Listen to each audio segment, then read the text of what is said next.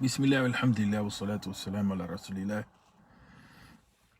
I wanted to share some points for reflection, and they come from the community itself, from interacting with the community and listening, and really thinking about how it is that we can address some of the issues that we confront in the ummah, in our personal tribal realities, in the society that we live in. And one of the things that comes to the fore is that we really have to engage in strategic parenting. And that, in order to achieve that, requires to a certain degree alignment amongst parents themselves, or the couple, or the family. And the idea of strategic parenting, part of it is economic, but I think that there's some families that are deficient in that area. They really are not planning and orienting their children, and that's because they're in survival mode. And so the children gain a different set of skills. The skills that the children get is understanding the way that the society can break you, and they have to learn how to navigate that. But then you have other families which they orient their children to dealing with the issues of economic mobility, so to speak, or upward economic mobility. And they orient their children to conforming to the system, so to speak. And kind of just like, riding systemic existences. A lot of times, that becomes an issue. There's another set of people too. And that set of people is a group which orients the children to the entrepreneurial reality. So all of those things, those things are set up within families. And so, those things kind of people are already dealing with, even though they have to be discussed further. That's only a portion of strategic parenting. When I'm talking about strategic parenting, is not just a focus on economics, although the base is economics. Is also understanding the political dynamics of the world. Is also thinking about 50-year planning, 100-year planning. Thinking about how it is that a tribe of people begins to align in their goals, and how it is that they're able to achieve something as a people. I'll give you an example. I'll use the economic example. One of the things that I admire from our brothers and our sisters from the Indo-Pak subcontinent, or the Indian subcontinent in general, the Indo-Pak community, there's a quality in those tribes that come from that region that is an important tribe, and I think that as an experiment it has worked very well. And that is that they have set a certain standard. Wa alaikum salam wa rahmatullahi wa barakatuh. They have set a certain standard of how we're going to navigate in the marketplace. And so there's an expectation that's very clear. It's an expectation that's not at the level of the family only, but you find it at the level of families, at the level of the community, at the level of the tribe. And so there's certain professions that have been picked, and the aim goes in that direction. That has its problems, but it also has its lessons, and it has its positives. I want to focus on those issues. What that has done is that as a collective, it has allowed a certain level of leveraging and posturing, right? And it creates a certain type of orientation within the culture.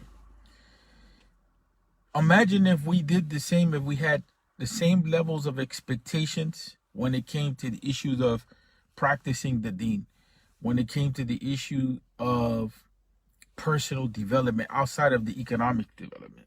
meaning advancing yourself as a human being. Like there's certain clear expectations, like health, like interpersonal development. See, we're not focusing on those types of things. And so with the end game to be to advance the ummah itself, that's what I'm saying, strategic parenting. Whereas like there's certain things that are instilled in our children and are clear, and we have those ideas or those seeds that are being instilled upon them, we hold them collectively.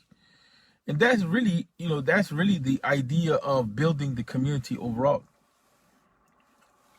So that in order to be able to achieve that well-rounded sense of being with strategic goals that unfold over 50 years or 100 years. So that way our children continue the legacies that we begin, right? That's something that we're not talking about as a community. Some groups are talking about that, right? But any process of education and any process of tarbiyah, so to speak, has to focus on that concept of strategic parenting, right? That what we're doing with our children is we're teaching them the strategy of how to continue in life and build on what came before, right? And then they can adapt and change, but the reality is that they have an understanding of how to unfold what it is that will allow for the advancement of the community overall.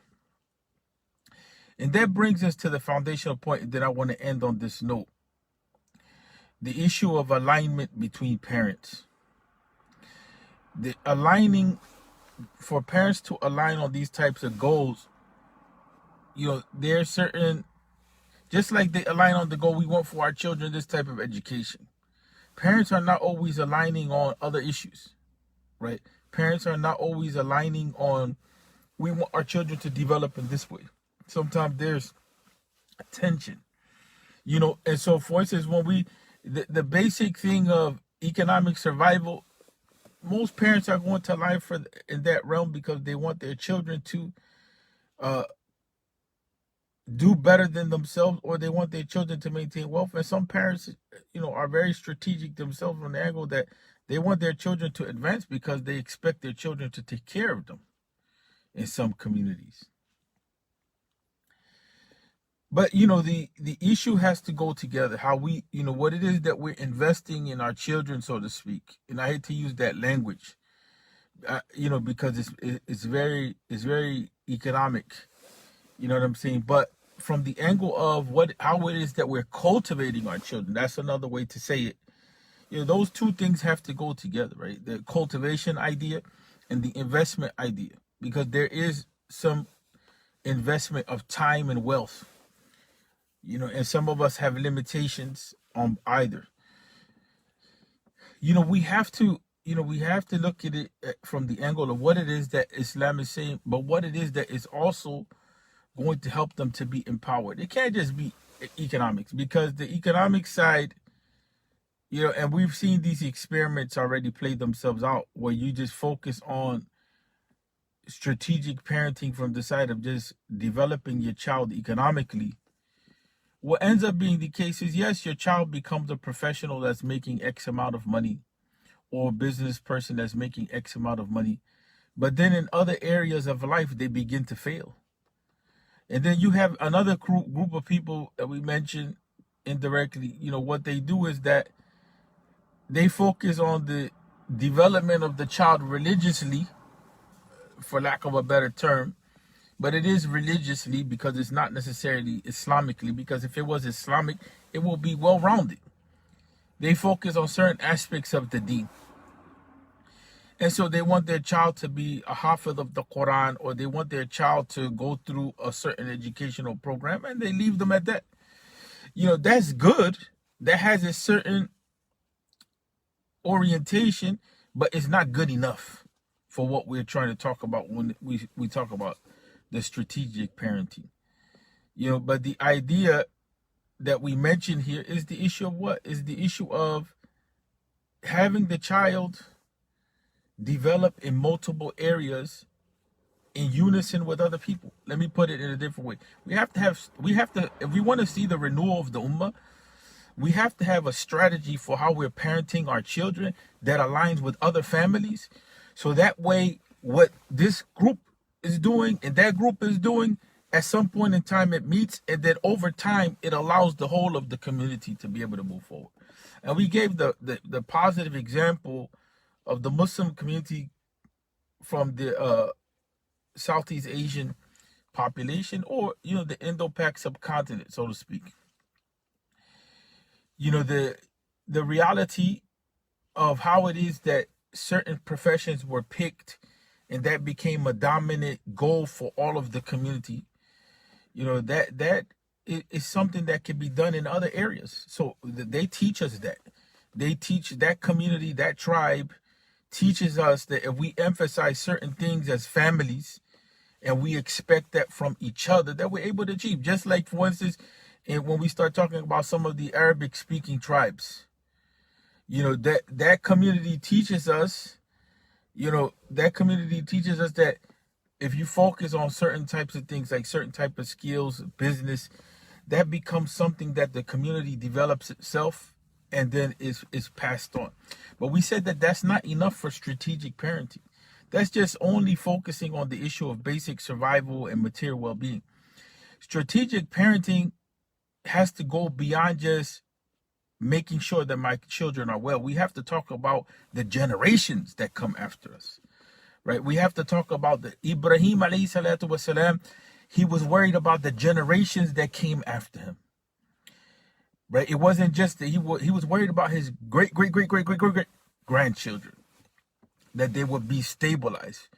So he had a futuristic vision in that regard, and a concern that went beyond the immediate or beyond what he can imagine at the moment. The Prophet Muhammad sallallahu alaihi wasallam had a similar concept from the angle of my ummah. And this is something that we don't emphasize enough. That's why we talk about strategic parenting should be aligned with that concern of the Prophet sallallahu alaihi wasallam, that the Prophet was concerned for the ummah. And that concern for the ummah, if we don't have long-term goals, 100 years, 200 years, 300 years, that we as a collective, we support each other in the achieving of those. People want to eliminate these realities, the cultural tribal realities. We don't need to eliminate the cultural tribal realities. What we need to do is tone them down, right? And refine them, not eliminate them. Because if you eliminate it, there's no such thing as just like this, everybody's a happy family. That's just not a reality. Everybody's not just one big happy human family. That doesn't work like that, right? And so people need to be organized. And so, for instance, when you pluck the human being out of support systems, you weaken the human being. So strategic parenting, I want us to think about this. How is it that, what kind of values can we have with each other in common, that when we instill those values in our children, we can think about the development of the community in 50 years' time. Our children will continue on the legacy. Our children will continue on, the process and the project and the struggle and the development. But again, that comes back to the issue of parents being aligned with each other. And parents can't be aligned with each other if they themselves are not rooted in the survival of their own relationship. And that's the detrimental point, that a lot of times we can't get to solid strategic parenting for our children because our marriages are collapsing, right? And the survival of the marriage, if it's not there, it means that the children don't have a base from which to begin from. I'll give you a perfect example. If you have a family, a husband and wife in this limited sense of the word family, and that husband and wife has a net value of $500,000, so to speak. They're worth $500,000 in assets and whatever, income, whatever. Just say they're worth $500,000. A divorce comes. And when that divorce comes, anything can take place within the context of that divorce. And a prenuptial agreement by itself is not going to protect the family in this regard. Because what begins to happen is that who's going to be impacted by this indirectly is the children. So at first, those children are growing up in a $500,000 household with all that entails: education, safety, healthy food, access to health care, above survival. You can think about other things. You can think about, now I'm going to go to Spain and learn Spanish, or I'm going to go to Argentina and learn Spanish, or I'm going to go to Japan for a while, learn calligraphy. In other words, it's not just survival. You're thinking about other things of development of the human being. I want to do this, or I want to do that, not from the angle of just wasting time and from the angle of just living it up in the world materialistically, but from the angle of developing as a human being. The same constraints are not there. I want to practice Tai Chi, or I want to go into urban farming. And it's like you're doing that from the angle of development. If that divorce takes place and the fight breaks out between the parents and the lawyers get involved, even if the parents don't want, because the lawyers will get involved at that point. Now there's children after the fact. Those children may not even be seeing a $500,000 household in the way that they were living. And then say some tragedy takes place, like for instance, what happened in Syria, war takes place. So now they're in the situation that they're refugees. So you keep compounding that. So then now they have to regroup the family, and so a lot of families go through that. So the issue, they go through this, they go through what? They go through challenges in maintaining the family internally, and they go through challenges that exist in the society that create problems for them. And so without the concept of the survival of the family unit and its development, it becomes hard to do strategic parenting. Because once those children go out of that household, say for instance, you have a stable household, once the household is diluted or dissoluted, once the household breaks down, then now you have less control over how those children are developed. And parents already have minimal amount of control over how children are developed, because parents are competing with the educational system. Parents are competing with the peer group, the friends. Parents are competing with popular culture. Parents are competing with a lot of different realities. And so that all those different realities that parents are competing with as far as influencing the child's development, that waters down or weakens the possibility of having strategic parenting take place. That's why no community of strength and power surrenders its educational process to others. No community of strength and power surrenders the educational process to others. They take charge of it. They take charge of the curriculum. They take charge of the development. They take charge of how it is that those children will understand and see the world. And we're not talking about just ideological programming. We're not talking about programming the children so that they come to a point of not being able to think. We're not talking about it in that way like a totalitarian society, but we're just giving you an insight for us to reflect upon in common, because there's no undermining of people's intelligence here. But this is what happens in the educational systems, right? So I want to close on that note. That we have to think, people. We have to think about how it is that we're conducting our relationships, that husband-wife interaction. How it is that we either are aligning or not aligning. Aligning here doesn't mean that we have to be, eye to eye on everything. But aligning means here that we are working together for the maintenance and the growth, not just maintaining it, not just maintaining the marriage, but the growth of the marriage and its development as well. It's not just growth, but it's also cultivating it and expanding it, on multiple levels. That's a conversation in and of itself. That alignment has to be there in order to really get to the point of the strategic parenting. If we can't have that, that's a problem. So in the meantime, while we're cultivating this idea, that's why we need communities. That's why we need solid masajid, because those masajid assist in that process and orient the families to be able to begin that task. If we want to talk about the renewal of the ummah, or even the survival and development of the group, right? Like we said, this is multi-tiered. Some tribes, like you look at the Uyghurs or the Uyghurs, look at their situation. They're almost at the point where is genocidal. Their situation is one of genocide, where they're struggling. And I've talked to a representative of that community.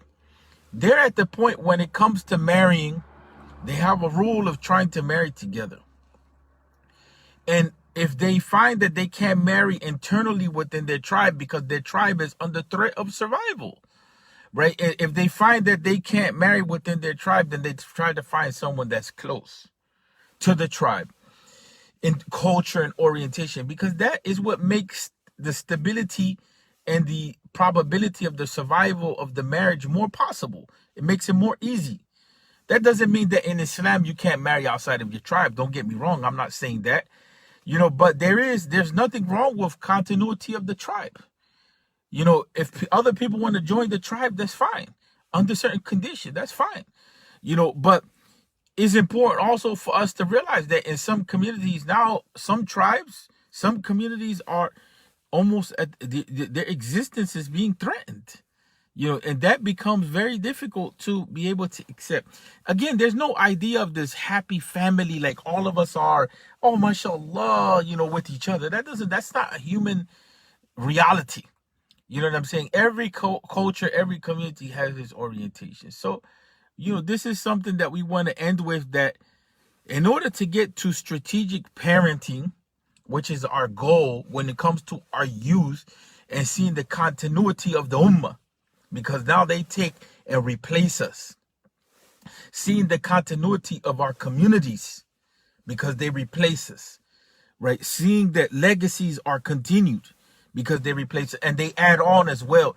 In order to have that strategic parenting that achieves those goals, at least from the side of what is our responsibility as parents to our children, you have to have alignment in the marriage. You have to have alignment in the marriage, or you weaken the it can be done by one person, but you weaken the possibility of the success of that taking place. You see what I'm saying, people? So I want brothers to really focus. If your relationship is rocky, it's not just about your own happiness, and sisters as well. Is part of it, part of happiness. Sometimes we don't understand that part of happiness has a lot to do with where we're at with ourselves and our own issues, our own emotions, our own past experiences, our own way of thinking, our expectations, and where we're at with Allah Tabaraka wa Ta'ala. Our own sense of happiness a lot of times has to do with, are we fulfilled spiritually? There's no such thing as happiness without spirituality having a base. True happiness has to have that spiritual foundation. Some of us, we have issues in our iman. That doesn't mean that because we're unhappy in our relationship, that we have a deficiency in our iman. That's not what I'm saying, because sometimes we can be in abusive relationships. And that goes for men and women. Men and women can be in abusive relationships.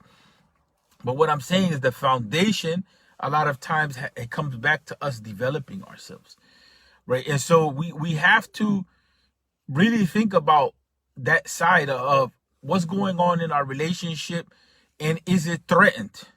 Is the relationship threatened? Because once children come into the play, their existence is threatened. When that divorce slides in and comes in, the existence of the children now is precarious. It means that precarious, meaning that is unstable. The foundation for the children is weakened.